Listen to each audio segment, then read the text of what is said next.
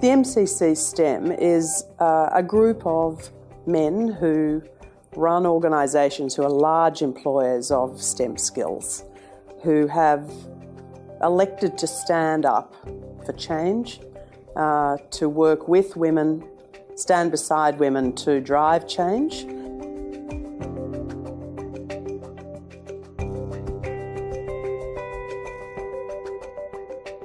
I grew up in this nation believing that we're a nation that created equal opportunity. When you peel into it and see sometimes the very obvious, but sometimes the quite invisible barriers that exist for some people, I don't think that's a world that I want to be a part of. I understand how much influence males have in the Australian business community.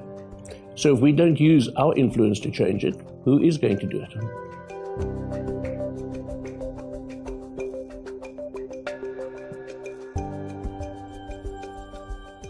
We need for young women to believe and see that there are opportunities for them. Because at the moment they can't see it, they don't believe it, and we wonder why they're not doing STEM subjects at university and school.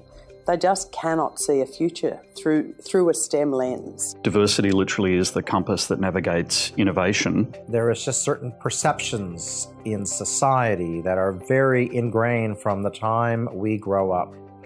And so trying to get, I guess, a level playing field means actually overcoming some systemic problems that they're not obvious. If your workforce is basically male, pale and stale, it's generally not going to perform.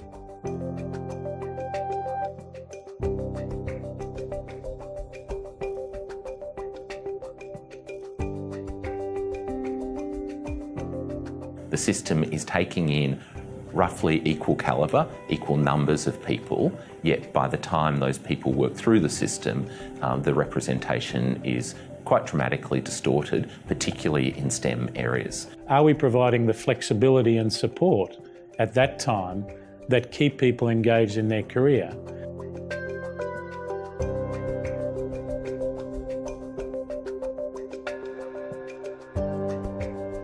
So it surprised me that so much of what had been done around diversity was about fixing women, i.e. fixing the customer, rather than actually engaging the customer and tailoring the innovation to work for them.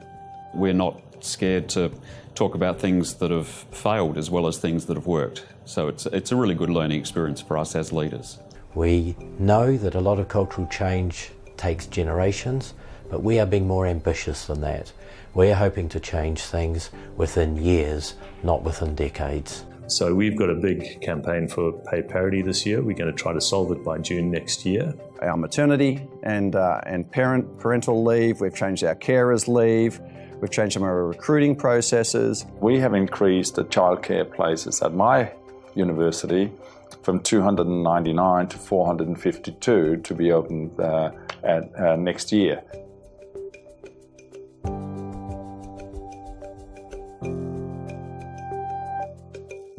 The future of work we know is going to be very different to what it is today. And we need that conversation happening. We need to be changing in anticipation of that. Otherwise, as a country, as a nation, we'll get left behind. If we think we can build a strong STEM group with only half the population, that's a bit silly. That's really just dumb. To access that underutilised capacity, bring it forth to make a contribution to the prosperity of this nation is something that we just can't all sit around and just hope will happen.